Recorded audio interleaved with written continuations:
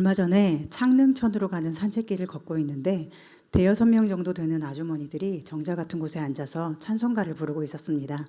그날은 주일 오후였는데 교회에서 예배드리지 왜 굳이 저렇게 밖에서 찬양을 드릴까 궁금했습니다. 소풍 나온 것도 아닐 텐데요. 가까이 가면서 보니까 한 환자가 휠체어에 타고 있고 코에는 줄을 꽂고 있고 그분이 민망할까 봐 더 자세히 볼 수는 없었지만 어딘가 많이 아픈 모습이었습니다. 아마도 그래서 사람들이 성도를 위해 병고침을 위해 기도하고 찬양하며 예배드리는 것 같았습니다. 다시 돌아오는 길에도 여전히 그들은 또 다른 찬송가를 부르고 있었습니다. 이번에도 자세히 볼 수는 없었습니다. 그러나 마침 오늘 누가복음 5장으로 주일 설교를 해야겠다고 마음을 품던 중이어서 그 모습을 보니 왠지 더 의미 있어 보였습니다. 하나님께서 왜 그런 모습을 내게 보게 하셨을까 싶었습니다. 마치 그들이 오늘 성경에 나오는 네 사람과 중풍병자의 모습처럼 보인 것입니다.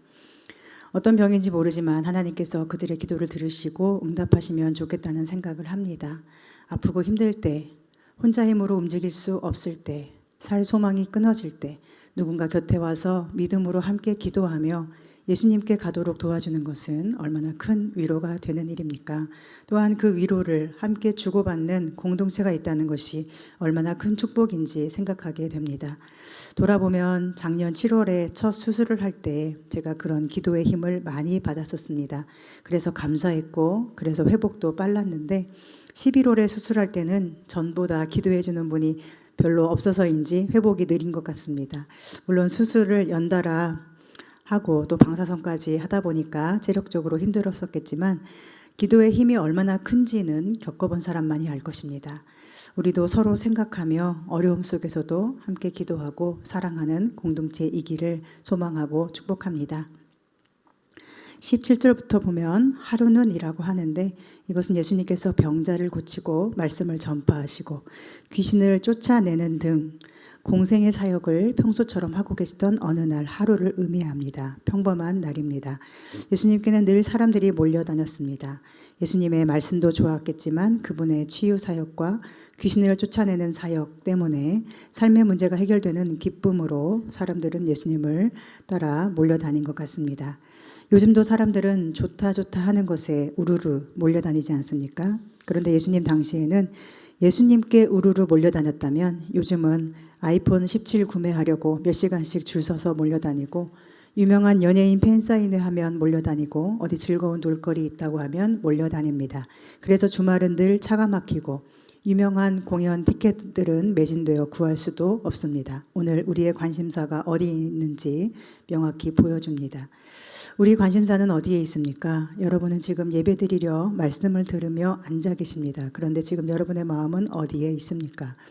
이 예배와 말씀의 자리에 몸과 눈과 마음도 향하여 있기를 소망합니다. 삶의 자리에서도 우리 마음은 세상 사람이 좋다 하는 자리가 아니라 예수님이 머무시는 바로 그곳을 향하여 있기를 소망합니다. 그래서 예수님과 항상 함께하는 삶의 길을 축복합니다. 예수님께서 말씀을 가르치시는데 그곳에는 갈릴리의 각 마을과 유대와 예루살렘에서 온 바리새인과 율법 교사들이 앉아 있었습니다. 지역이 매우 광범위합니다. 지금 예수님은 아마도 갈릴리 가버나움 지방에 계신 것 같습니다. 갈릴리는 예루살렘의 북쪽 지방입니다. 그런데 예수님 곁에 앉은 바리새인과 율법 교사들은 갈릴리뿐 아니라 유대와 예루살렘에서도 예수님을 찾아왔습니다. 그들은 왜 그렇게 열심히 왔을까요? 그들은 예수님을 사랑하고 예수님의 팬클럽처럼 몰려다는 것이 아니라 예수님이 하시는 일이 맞나 틀리나 바른 말을 하는가 어떤가 트집 잡기 위해서라고 보는 것이 더 맞을 것입니다. 물론 바리새인들 중에도 예수님을 무조건 싫어하거나 트집 잡으려고 하지 않는 사람도 있었습니다. 예수님이 하시는 말씀과 행하는 일이 진리라고 생각하는 바리새인도 소수이지만 있었습니다. 니고데모나 아리마대 요셉 같은 사람들이죠. 그러나 대부분의 바리새인들, 율법 교사들은 예수님을 정죄하고 비방하기를 좋아했습니다. 왜 그랬을까요? 그들의 삶의 기준은 율법인데 예수님이 자꾸 그 율법이라는 기준에서 벗어나 보이는 행동을 하셨기 때문입니다. 안식일을 안 지키는 것처럼 보이고 손을 씻어야 하는 정결 예식도 무시하는 것처럼 보입니다. 그들의 가장 큰 관심사는 하루 24시간 동안 항상 매 순간 하나님 말씀이 이루어지는 것인데 예수님은 율법을 지키지 않는 죄인으로 그들에게 비추어진 것입니다. 그래서 그들은 늘 예수님을 정죄하는 시선으로 볼 수밖에 없었고 그 시선은 예수님뿐 아니라 당시에 사회적으로 힘없고 연약한 자들을 향해서 늘 공격의 형태로 존재하고 있었습니다. 요즘도 바리새적인 사람들은 참 많습니다. 우리 교회에는 그런 사람이 없지만 오래 신앙생활을 한 사람들 중에는 율법이 기준이 되어 사람을 정죄하는 사람이 많습니다. 사람의 마음이 상처를 받는 것보다 일이 잘 되는 것이 더 중요한 사람들입니다. 지난주에 율법주의는 기복신앙과 연결된다고 했습니다. 율법주의는 일의 성취감과도 연결됩니다. 일을 잘하기 위해서는 사람을 쉽게 정죄할 수밖에 없고 정죄를 통하여 사람을 움직이게 할 수 있어야 일이 잘 되는 것도 사실입니다. 정죄받지 않으려고 열심히 하는 것이죠. 잘 못하고 있는데도 잘하고 있다고 괜찮다고 하면 사람은 그리 잘 움직이지 않는 것도 사실입니다. 물론 율법이 기준이 되는 것은 중요합니다. 예수님도 율법의 한 획이라도 없어지지 않는다고 하셨고 바리새인의 의보다 너희의 의가 더 낫지 않으면 결단코 천국에 들어가지 못한다고도 하셨습니다. 저는 우리 교회가 사람의 뜻이 아닌 하나님 말씀이 기준이 되고 사람의 기쁨보다 하나님께 순종하는 기쁨이 고백되는 교회이기를 소망합니다. 그러나 정죄라는 것은 사탄의 이름으로 정죄가 아닌 은혜로서 즉 사랑과 인내와 기다림으로써 순종하며 일하며 성취할 수 있는 교회가 되었으면 좋겠습니다. 이렇게 정죄감이 가득한 사람들과 예수님께 트집 잡으려 하는 빼곡한 사람들 그리고 여러 이유를 가지고 모인 사람들 틈에 중풍병자와 친구들은 끼어들 자리가 없습니다. 18절에 보면 한 중풍병자를 사람들이 침상에 메고 와서 예수 앞에 들여놓고자 하였으나 합니다. 그들의 관심사는 이 아픈 병자를 예수 앞에 들여놓는 것이었습니다. 그들의 관심사는 예수님께 어떤 흠을 찾는 게 아닙니다. 어떤 것이 옳고 그른가 따지려는 것도 아니었습니다. 오직 그들은 이 친구 한 사람을 저 예수님 앞에 데려다 놓기만 하면 모든 것이 가능하다는 생각뿐입니다. 그래서 19절에 보면 무리 때문에 메고 들어갈 길을 얻지 못했을 때 그들은 실망하지 않습니다. 저 사람들이 너무 많아서 우리가 예수님께 갈 수가 없잖아 하고 포기한 것이 아닙니다. 요즘 사람들이 교회를 왜 싫어하고 안 가려고 할까요? 많은 사람의 대답은 교회 다니는 사람들이 싫어서 예수 믿는다는 신자들이 하는 짓이 꼴보기 싫어서입니다. 특히나 요즘은 극우 세력이 마치 기독교 전체인 것처럼 위장되어 있습니다. 요즘 특검에 보면 통일교, 신천지 같은 이단들이 기독교와 연관된 것처럼 자꾸 보도가 됩니다. 세상을 극우 집단으로 만들어 좌파 척결하는 것이 마치 교회가 해야 될 최우선 사역인 것처럼 성도들을 호도하는 사람들도 많습니다. 성경에 보면 말세에는 가짜 그리스도들이 여기서도 저기서도 나타난다고 예수님이 말씀하셨는데 그리고 그들을 절대 믿지 말라고 예수님은 말씀하셨는데 너무 많은 교인들이 그들을 마치 그리스도인 것처럼 믿고 따르는 것 같습니다. 죄를 짓고 감옥에 가도 교회 핍박이라 우기고 권력과 결탁한 범죄가 분명한데도 하나님 나라를 위한 것이라고 우깁니다. 그러다 보니 세상 사람들이 보기에 조금만 이성적이고 상식적으로 생각해봐도 교회가 이상한 집단처럼 보일 수밖에 없는 것 같습니다. 훨씬 더 좋은 목사님들, 좋은 교회들 많지만 이상한 몇몇 교회와 목사들이 전체를 그렇게 이미지화 시켜버려서 얼마나 마음이 아픈지 모릅니다. 또한 혹시 우리가 그런 존재가 아닌지도 생각해 봐야 합니다. 무리 때문에 메고 들어갈 길을 얻지 못한지라. 우리는 예수님께 나아가려는 그 사람이 보기에 예수님께 나아갈 길이 되어 있습니까? 아니면 막는 방해물이 되고 있습니까? 조심스럽게 생각해야 하는 문제입니다. 나는 잘한다고 했는데, 나는 의롭게 한다고 했는데 오히려 그것이 예수님 앞을 가로막는 일이 되지는 않을까? 우리의 말과 행실은 하나님의 사람들이 보기에 정말 선하고 아름다운 것일까? 또는 내 말과 행동을 조심하긴 하지만 삶의 여러 힘든 형편 속에서 웃음을 완전히 잃어버리고 이 땅에 소망이 없다고 좌절하며 삶에서 아무런 보람이나 기쁨도 느끼지 못한 채 그저 하루하루 어쩔 수 없이 쓴 웃음만 짓고 살고 있다면 그 또한 예수님께로 가는 길을 열어놓는 것은 아닐 것입니다. 신앙이, 교회가, 예수가 저 사람을 전혀 움직일 수 없잖아? 저 사람을 전혀 기쁘게 할 수 없잖아 하는 것입니다. 오늘 우리 앞에 어떤 문제가 길을 막을지라도, 어떤 무리들이 길을 막을지라도 우리가 할 일은 예수님께 나아갈 길을 찾는 것입니다. 막혔다고 길이 없는 것이 아닙니다. 길이 막히면 한쪽 길이 열린다는 말이 있습니다. 문이 닫히면 한쪽 문이 열릴 것이고 우리는 그 문을 찾아야 합니다. 이 사람들은 아주 기발한 생각을 해냅니다. 당시 이스라엘 집의 지붕은 나뭇가지와 지푸라기를 엮고 진흙으로 다져서 만들어졌다고 합니다. 여기서 기와를 벗겼다고 하는데 우리나라 기와집의 그 기와가 아니고 바로 그 지붕의 조각을 뜯어낸 것을 의미합니다. 그리고 그들의 지붕은 마치 우리 양옥집의 옥상처럼 되어 있는 것 같습니다. 밖에서 계단을 타고 올라가면 넓고 평평한 진흙으로 된 지붕이 나오는데 사도행전에 보면 베드로가 거기서 기도도 하지 않습니까? 기도하다가 음식이 내려오면 먹어라 하고 못 먹어요 하는 그런 것 말입니다. 그들은 중풍병자를 들것에 메고 지붕 위로 올라갔습니다. 아마도 온몸을 움직일 수 없는 중증, 뇌졸중 환자였을 그 사람을 그냥 바퀴에 싣고 가는 게 아니라 자기들이 직접 들고 올라가야 합니다. 계단이 기울어졌기 때문에 힘들었을 것입니다. 그런데 남의 지붕을 뜯는 일도 어떻습니까? 자기 집 지붕 뜯겠다면 누가 뭐라 하겠습니까? 어째서 그럴까 의아할 수는 있지만 지금은 이야기가 다릅니다. 남의 지붕입니다. 만약 누군가가 제가 설교하는 중에 우리 교회 지붕을 뚫고 훼손시키면 저는 화가 많이 날 것 같습니다. 예수님도 황당한 일 아니었겠습니까? 지금 말씀을 전하고 계시는데 갑자기 위에 지붕이 뜯어져 나갑니다. 깨끗이 뜯어지겠습니까? 말랐던 진흙들이 떨어지고 나뭇가지도 떨어지고 지푸라기 떨어지고 난리도 아니었을 것입니다. 아무튼 누가 봐도 황당한 일이 지금 이 사람들에 의해 벌어지고 있습니다. 그들은 병자를 침상째 무리 가운데로 예수 앞에 달아내립니다. 병자가 이끌려간 곳은 다름 아닌 예수님 앞이었습니다. 그리고 그곳은 모든 사람이 빼곡히 자리 잡고 앉아서 절대로 자리를 비켜주지 않으려고 애쓸 황금 자리였습니다. 아이폰 17을 사려고 줄을 서 있어도 1번 자리는 쉽게 비키지 않으려고 할 것입니다. 그런데 그 1번보다 더 앞에 이 중풍병자가 눕게 된 것입니다. 얼마나 황당하겠습니까? 그러나 모든 사람이 황당하다 어이없다 생각할 그 행동을 4명의 친구들이 합니다. 그 이유는 오직 이 병자 친구를 예수님 앞에 데려다 놓고 싶은 마음뿐입니다. 예수님 앞에 데려갈 수만 있다면 자기들이 어떤 욕을 들어도 괜찮은 것입니다. 자기들이 들을 비난의 무게보다 이 친구가 예수님 앞에 나아가는 것이 훨씬 값어치 있고 귀중한 무게감을 가지고 있었던 것입니다. 오늘 여러분은 어떠십니까? 우리에게도 이 병자와 같은 사람이 있지 않습니까? 이 사람이 예수님께로 가면 좋겠는데 싶은 그 누군가가 있지 않습니까? 그런데 그런 우리 마음은 그저 그대로 머물러서 그냥 예수님께 가면 좀 나을 텐데 하는 것 말고는 굳이 뭔가를 하지는 않는 그런 상태는 아닙니까?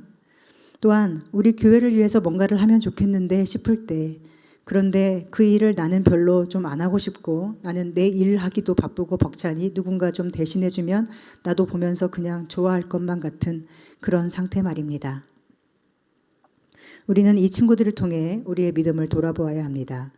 우리가 예수님께 데려가야만 할 것 같은 사람을 우리는 데려다 놓기 위하여 어떤 노력을 하고 있는지, 혹시 우리는 그가 예수님께 가면 조금 좋을 것 같긴 한데 안 간다고 하니 그냥 내버려 두는 것밖에 할 수 없다고 체념하지는 않았는지, 혹시 우리 속에는 예수님께 가야만 이 사람이 생명을 얻어 살 수 있다는 그 믿음 자체가 흐릿해진 것은 아닌지 이것을 돌아보면 좋겠습니다.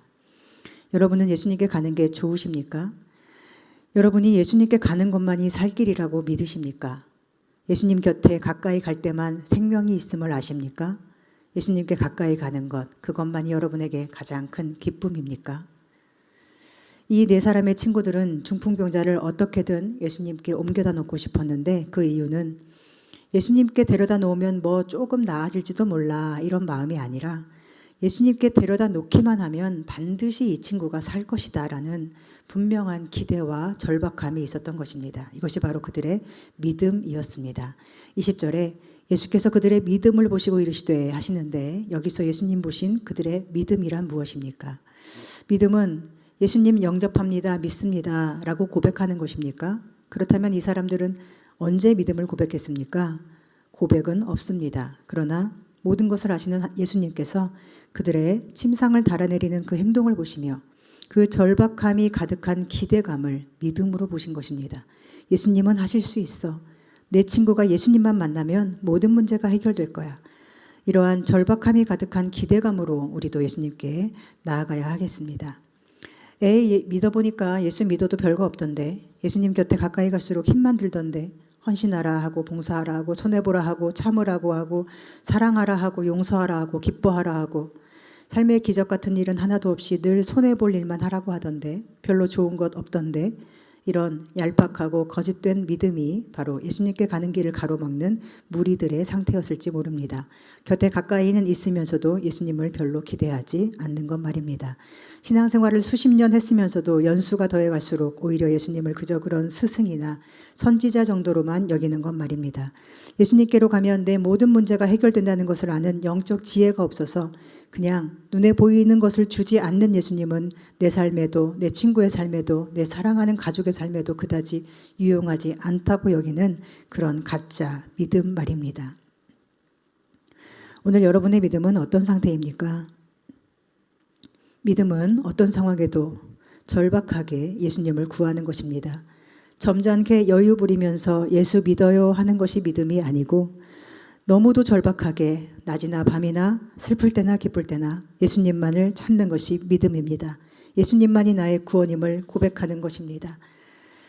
이 네 사람은 움직일 수 있는 몸으로 그 절박한 믿음을 보여주고 있습니다. 그리고 누워있는 중풍병자 역시 전혀 움직이지 못하는 몸으로도, 남의 도움 없이 아무것도 할 수 없는 그 몸으로도 절박함을 보여줍니다. 그는 친구들이 움직여주는 그대로 자기 몸을 맡기면서 많은 사람이 황당하게 쳐다보았을 그 사건의 중심에서 모든 의심과 걱정과 분노의 눈초리를 온몸에 받아가며 예수님 앞으로 이끌려갑니다.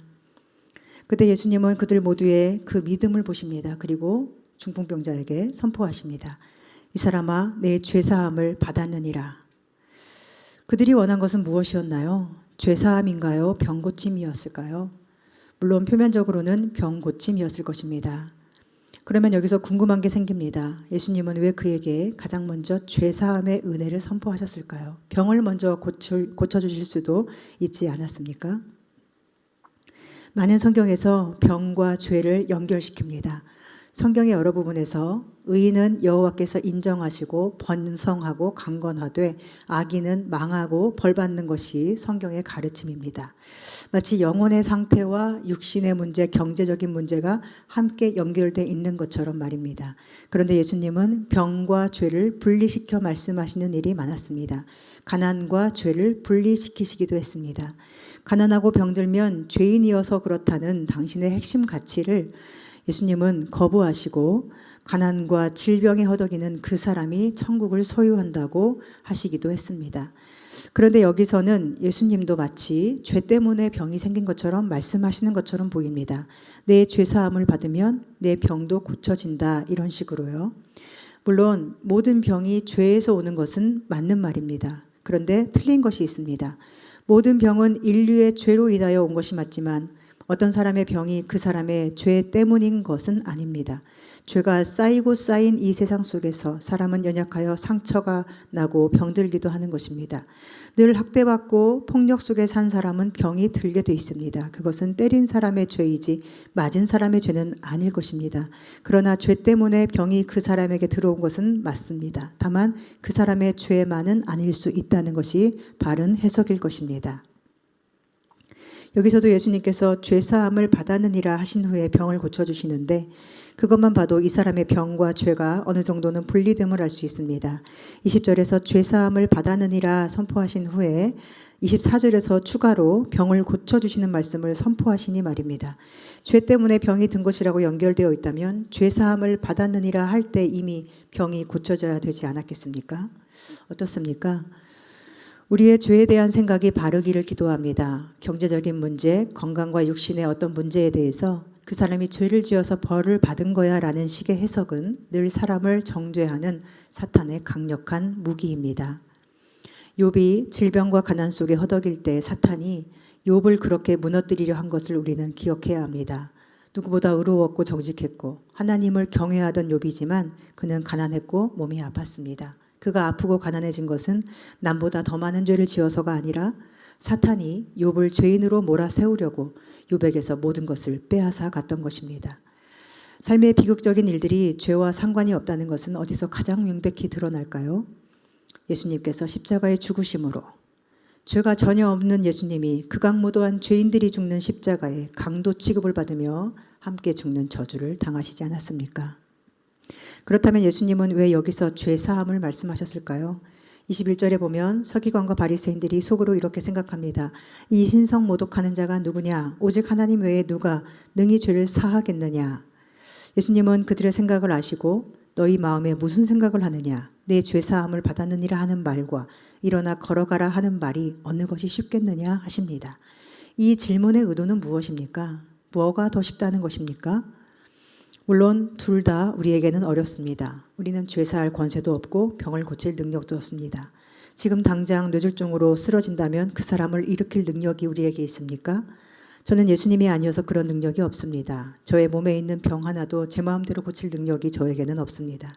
그러나 예수님께는 능력이 있습니다. 예수님께는 병을 고칠 능력이 있고 죄를 사할 권세도 있습니다. 그런데 뭐가 더 쉽다는 것입니까?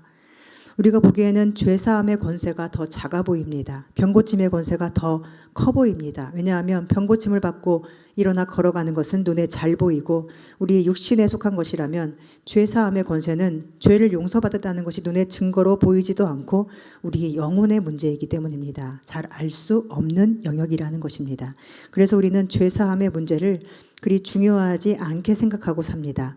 눈에 보이는 병고침 같은 현상만을 더 기적처럼 중요하게 여기며 살아갑니다. 그런데 예수님은 죄사함의 권세를 더 중요하다고 말씀하십니다. 24절에 그러나 인자가 땅에서 죄를 사하는 권세가 있는 줄을 너희로 알게 하리라 하시고는 중풍병자에게 일어나서 침상을 가지고 집으로 가라고 하십니다. 저는 예수님의 이 죄사함을 받았느니라 라는 말씀이 우리가 가장 소중히 여겨야 되는 말씀이라고 생각합니다. 작은 자야 내 죄사함을 받았느니라. 마태복음에는 작은 자야 안심하라 내 죄사함을 받았느니라 기록합니다. 우리가 안심해야 할 이유, 평안할 수 있는 이유, 세상 풍파 속에 불안하지 않을 수 있는 이유는 모두 무엇입니까? 작은 자야 네가 죄사함을 받았느니라 라는 예수님의 구원의 선포 때문입니다. 죄사함의 권세를 베풀기 위하여 예수님은 지금 십자가의 걸음을 이곳에서 시작하십니다. 자신을 트집 잡으려고 눈에 불을 켠 바리새인, 서기관, 율법 교사들의 한 가운데에서 예수님은 자신이 이 땅에 오신 목적이 너희들의 죄를 사하기 위함임을 선포하십니다. 그리고 그 일은 말로만 쉽게 되는 게 아니라 예수님 자신이 직접 십자가에 못 박혀 죽으심으로써만 이루어지는 매우 어렵고 아프고 예수님만 하실 수 있는 가장 힘든 일임을 말씀하시는 것입니다. 무엇이 더 쉽겠느냐? 너희는 병고침의 선포가 더 어렵다고 여기겠으나 아니 병은 내가 말만 해도 없어지게 할 수 있어. 내 말이 곧 너희의 생명이니까. 그런데 너희의 죄는 인류를 이어오면서 끊임없이 모든 사람을 속박하고 죽이려고 하는 그 더러운 죄는 내가 아니면 해결할 수가 없어. 내가 내 몸을 죽여서 죄값을 치르지 않고는 너희의 죄가 사라지지 않아. 그러니 무엇이 더 어렵습니까? 오늘 우리는 죄사함의 은혜를 받았습니다. 이것은 우리가 예수님으로부터 받을 가장 중요하고 가치 있고 소중하고 어려운 은혜입니다. 그냥 쉽게 용서받았대라고 하고 끝날 일이 아닙니다. 우리 죄는 끊임없이 우리를 속박합니다. 죄는 한번 용서받았다고 해서 다 없어져 버리는 게 아닙니다. 진홍같이 붉은 죄가 양털처럼 희게 되리라 하셨으나 양털처럼 희게 된 우리 영혼의 문 앞에는 언제나 죄가 도사립니다. 우리를 죄짓게 하려고 사탄은 오늘도 안간힘을 쓰며 우리를 유혹하고 조롱하고 있습니다. 귀신이 쫓겨가면 그 깨끗하게 수리된 집으로 7 귀신을 더 데리고 온다고 하지 않습니까? 우리 영혼은 더러운 집이 깨끗이 수리되어도 또다시 죄를 짓고 귀신이 머물 공간이 될 위험성 앞에 늘 놓여 있습니다. 그런 우리에게 예수님은 내 죄사함을 받았느니라 하십니다. 이것은 놀라운 구원의 선포입니다. 이제 귀신이 너를 어떻게 할 수 없다는 것입니다. 지금 죄가 너를 더 이상 속박하지 못한다는 것입니다. 여러분, 구원이 무엇입니까? 구원은 우리가 죄사함의 은혜를 누리며 기뻐하는 것입니다. 구원은 죄로 인해 막혔던 하나님과 나 사이가 뻥 뚫리는 것입니다. 마치 지붕이 뚫리듯이 예수님으로 인하여 거룩하신 영광의 하나님 앞에 온전히 나아갈 길이 활짝 열린 것이 구원입니다. 죄로 인해 죽은 우리가 생명이신 하나님과 함께 다시 살아나는 것이 구원입니다. 그런데 그 구원은 한번 죄사함이 선포됐다고 완성되는 것이 아닙니다. 매일매일 매 순간 우리는 죄를 용서받아야 하고 죄사함을 선포받고 구원을 입증받아야 합니다. 예수님은 중풍병자에게 가장 필요한 바로 그 죄사함의 은혜를 가장 먼저 주신 것입니다. 죄사함의 은혜로 구원을 누리는 그에게 예수님은 덤으로 병고침의 은혜까지 부어주십니다.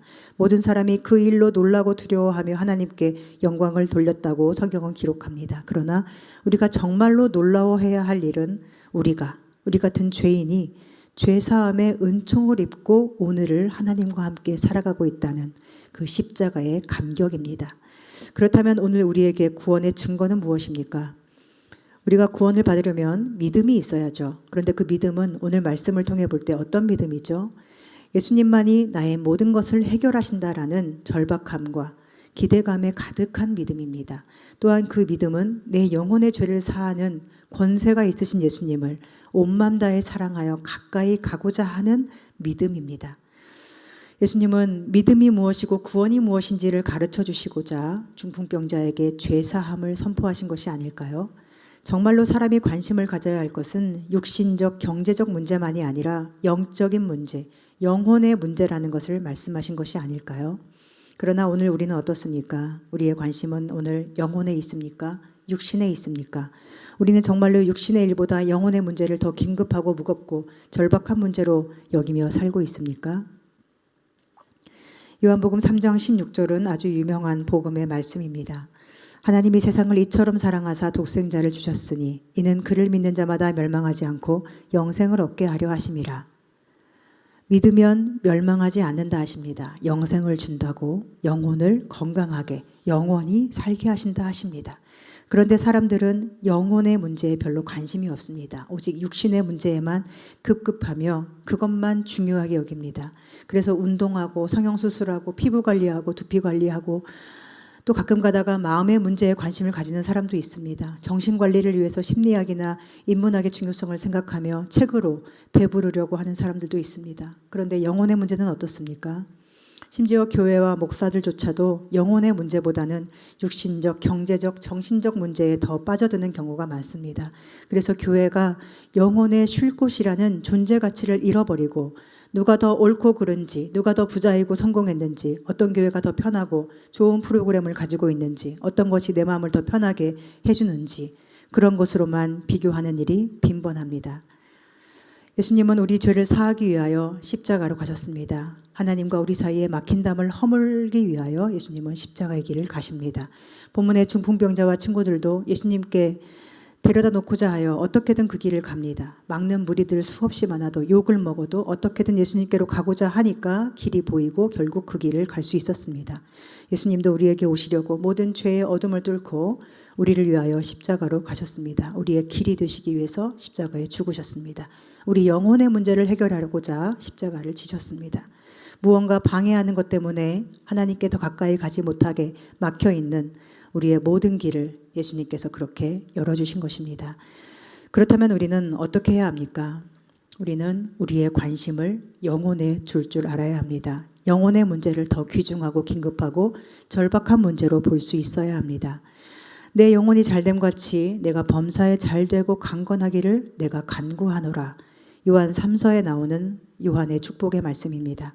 영혼이 잘되는 것이 가장 중요합니다. 그 외에 범사, 즉 모든 일은 잘 될 수도 있고 안 될 수도 있고 강건할 수도 있고 아플 수도 있습니다. 그러나 영혼이 잘 되고 강건하면 그것만으로 우리 마음은 평안해지고 하나님과 내가 연결되어 있다는 그 끈끈한 하나님의 위로가 우리를 든든하게 받쳐줍니다. 그러면 병이 들어도 괜찮고 가난해져도 괜찮아집니다. 하나님이 함께 하시니까. 예수님이 내게 너의 죄가 없어졌다 하시니까요. 이번 한 주간에도 내 죄사함을 받았느니라 하시는 주의 말씀이 우리 귀에 가장 크게 들릴 수 있기를 소망합니다. 이 세상과 사탄의 정죄 앞에 무너지지 마시고 길을 막는 어떤 무리 때문에 예수님께로 가는 길을 쉽게 포기하지도 마시고 날마다 예수님 앞에 힘을 다해 나아가셔서 우리 영혼이 아름답고 깨끗한 성전이 되어 하나님 앞에 영광을 돌릴 수 있기를 간절히 소망하고 축복합니다. 기도하겠습니다. 하나님, 오늘 예수님 앞에 소중한 사람을 드려놓고자 하던 사람들을 통하여 우리 모습을 돌아봅니다. 오늘 우리는 주님 앞에 나아가기를 얼마나 애쓰고 있는지 생각해 봅니다. 우리 앞에 어떤 문제가 길을 막을지라도 예수님 앞으로 나아가는 걸음을 포기하지 않게 하시고 우리 육신과 정신과 영혼의 모든 어려움들이 예수님의 권세 앞에서 해결되는 기회를 얻게 하여 주옵소서. 예수님 앞에만 나아갈 수 있다면 이 세상에 두려울 것이 전혀 없으며 어떠한 문제도 우리를 넘어뜨리지 못한다는 것을 고백하게 하시고 생명이신 주님 앞에 우리의 소중한 사람들을 데려다 놓을 수 있는 사랑과 열정의 삶을 살게 하여 주시옵소서. 무엇보다 우리 영혼을 잘 관리하고 돌볼 수 있는 믿음 주셔서 범사에도 잘 되고 강건하게 하여 주옵소서. 날마다 죄사함의 은혜를 사모함으로 우리 영혼이 강건하기를 소망합니다. 그리고 그런 우리를 통하여 하나님께서 영광 받아주시기를 소망합니다. 예수님의 이름으로 기도합니다. 아멘.